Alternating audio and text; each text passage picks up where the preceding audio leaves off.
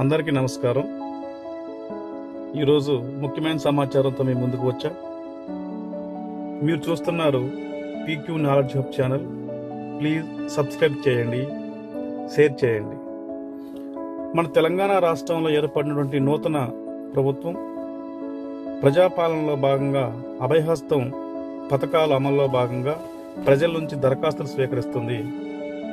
దానికి తేదీలు, షెడ్యూల్ కూడా ఖరారు చేశారు. డిసెంబర్ 28వ తారీఖు నుంచి వచ్చే నెల జనవరి 6వ తారీఖు వరకు, అంటే 10 రోజులు. ఈ 10 రోజులల్లో 2 ప్రభుత్వ సెలవు దినాల పోను 8 రోజులు దరఖాస్తులు తీసుకుంటారు. అయితే ఈ దరఖాస్తులు ప్రభుత్వ ఉద్యోగులు కూడా చేయాలా లేదా అనేది కొంతమంది అడిగారు. దానికోసం ఈ వీడియో చేస్తాను. చివరి వరకు ఈ వీడియోని మీరు స్కిప్ చేయకుండా చూడగలని కోరుతున్నాను. పిఆర్సీ లెక్కల ప్రకారం తెలంగాణలో మొత్తం 32 శాఖలు ప్రభుత్వ శాఖలు పనిచేస్తుంటే 4,91,304 పోస్టులు శాంక్షన్ పోస్టులుగా ఉన్నాయి.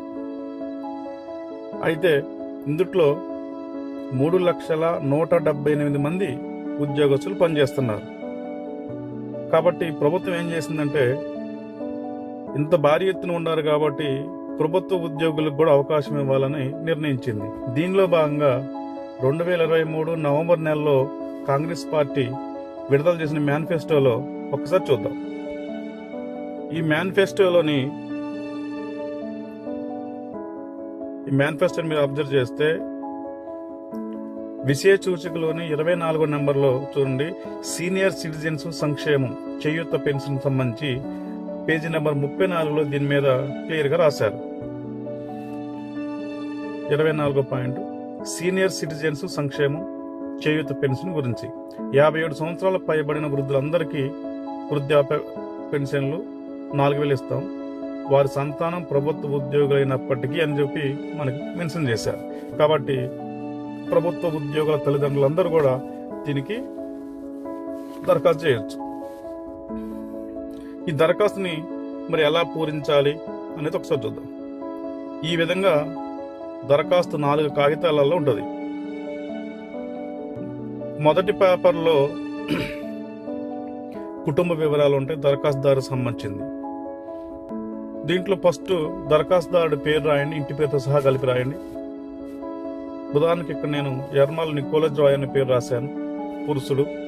అతను 3 నెంబర్లో ఏ కేటగిరీ సంబంధించిన వాళ్ళు, ఎస్సీ, ఎస్టీ, బీసీ, మైనారిటీ, ఇతరులు. దానికి మీరు ఏ కమ్యూనిటీకి సంబంధించిన ఆ కమ్యూనిటీలో టిక్ చేయండి. తర్వాత పుట్టిన తేదీ అంకెలు నీట్గా రాయండి, ఎక్కడ కూడా అంకెలు పొట్టివేతలు గజిబిజి లేకుండా రాసేయండి. ఆధార్ నెంబర్, తర్వాత ఆధార్ నెంబర్ వేయండి. 6వ నెంబర్ చూస్తే రేషన్ కార్డు నెంబర్ అన్నాడు. ప్రభుత్వ ఉద్యోగులకి రేషన్ కార్డు ఎవరికి ఉండదు కాబట్టి అక్కడ నో రేషన్ కార్డు అని చెప్పి రాయండి. తర్వాత 7వ నెంబర్ మొబైల్ నెంబర్కి 10 నెంబర్లు ఉంటాయి. మనకి 10 గళ్ళు మీకు అక్కడ ఇచ్చారు. ఇక తర్వాత 8వది వృత్తి దగ్గర మనం అందరం గవర్నమెంట్ ఎంప్లాయ్ కాబట్టి గవర్నమెంట్ ఎంప్లాయ్ అని చెప్పి రాసేయండి. ఇక తర్వాత కుటుంబ సభ్యుల వివరాలు, Nicholas Roy son of Mahadev owner, male, date of birth, Aadhaar number. అలానే నెక్స్ట్ రోస్లీ wife, female, date of birth, Aadhaar number. ఇలా అందరికీ కూడా ఫ్యామిలీలో ఎంతమంది ఉంటే అంతమంది వివరాలు కూడా మీరు రాయాలి. ఇదే వివరాలు రేపు మీకు ఇవ్వబడే రేషన్ కార్డులో కానీ లేదా గుర్తింపు కార్డులలో కానీ ఇవే వివరాలు వస్తాయి. నెక్స్ట్ ఆ పట్టిక తర్వాత చిరునామా రాయాలి. మన చిరునామా, house number, municipality, ward number, details అన్ని రాశాము. ఇప్పుడు ఏ పథకానికి మనం అర్హులు ఆ పథకంలో ఉన్న బాక్స్ దగ్గర మీరు టిక్ చేసుకోవాలి. సాధారణంగా గవర్నమెంట్ ఉద్యోగస్తులు తల్లిదండ్రులకి మనకి చేయూత పెన్షన్ ఇస్తారని చెప్పి డైరెక్ట్ చెప్పారు కాబట్టి ఆ ప్రతి నెల ఇచ్చే 2,500 ఆర్థిక సాయం ఇవ్వరు. అయినా కూడా దానికి మనం అక్కడ టిక్ చేసినా కూడా గవర్నమెంట్ ఎంప్లాయ్ కాబట్టి వాటిని ఇవ్వకుండా పక్కన పెడతారు. కాబట్టి గ్యాస్ సిలిండర్ దగ్గర టిక్ చేయండి. గ్యాస్ సిలిండర్ టిక్ చేసి గ్యాస్ కనెక్షన్ నెంబరు, కంపెనీ పేరు, మనకు ఇయర్లీ మనం ఎన్ని యూజ్ చేస్తామనేది రాసేయండి. నెక్స్ట్ ఇది రైతు భరోసా. ప్రభుత్వ ఉద్యోగస్తులైనప్పటికీ కూడా భూమి ఉంటుంది కాబట్టి కంపల్సరిగా మీరు రైతు అయితే రైతు, కౌలు రైతు దగ్గర టిక్ చేయండి. సాధారణంగా ప్రభుత్వ ఉద్యోగులు కౌలు రైతుగా ఉండి వ్యవసాయం చేసేవాళ్ళు చాలా తక్కువ మంది ఉంటారు. ఒకవేళ అలా కౌలు రైతుగా ఉండి వ్యవసాయం చేసేవాళ్ళు కౌలు రైతు బాక్స్లో మీరు టిక్ చేయండి. రైతు అని ఎవరైతే ఆప్షన్ చేస్తారో వాళ్ళకి పట్టాదారు పాస్ పుస్తకం నెంబర్లు వేయాలి. అక్కడ మనకి పట్టాదారు పాస్ పుస్తకం మీద మొదటి పేజీలోని ఫోటో పక్కన 11 డిజిట్స్తో ఒక నెంబర్ ఉంటుంది. ఆ నెంబర్ని అక్కడ మీరు రాయాలి. ఒకవేళ మీకు వేరు గ్రామాలలో వేరు పాస్ పుస్తకాలు ఉంటే ఆ పాస్ పుస్తకాల నెంబర్లు వేయాలి. తర్వాత మీరు సాగు చేస్తున్న భూమి వివరాలు, ఏ సర్వే నెంబర్లో ఎంత భూమి ఉందనేది రాయాలి. ఉదాహరణకి ఇక్కడ నేను 111/111 అనే సర్వే నెంబర్లో 3 ఎకరాల 30 గుంటల భూమి ఉందని చెప్పి రాశాను. అలా మీకు ఎంత ఉంటే అంత రాసేయండి. ఇక రెండోది మనకు ఇవ్వరు, వ్యవసాయ కూలీలకు ఇచ్చేది కాబట్టి అక్కడ మీరు టిక్ చేసేసేయండి. మనకు ఉపాధి హామీ కార్డు ఉండదు కాబట్టి అప్పుడు దాన్ని తీసేయచ్చు. ఇందిరమ్మ ఇల్లు, ఇల్లు లేని అర్హులైన కుటుంబానికి ఇది ప్రభుత్వ ఉద్యోగులకి ఇల్లు ఎవరు. అమరవీరులు, ఒకవేళ దీంట్లో అమరవీరులకు సంబంధించిన ఎవరైనా ఉంటే దాన్ని ఒక టిక్ చేయొచ్చు. ఉదాహరణకు నేను ఇప్పుడు శ్రీకాంత్ పేరు రాశాను. 2009 సంవత్సరం, ఎఫ్ఐఆర్ నెంబరు, డెత్ సర్టిఫికెట్ అన్ని వివరాలు రాయాలి. అలానే ఉపాధ్యాయులు, ఉద్యోగస్తులు కూడా తెలంగాణ ఉద్యమంలో పాల్గొని జైలుకు పోయి వచ్చారు. అలా ఎవరైతే జైలుకు పోయారో, ఎవరైతే కేసులలో ఉన్నారో వాళ్ళు ఆ వివరాలు రాయాలి.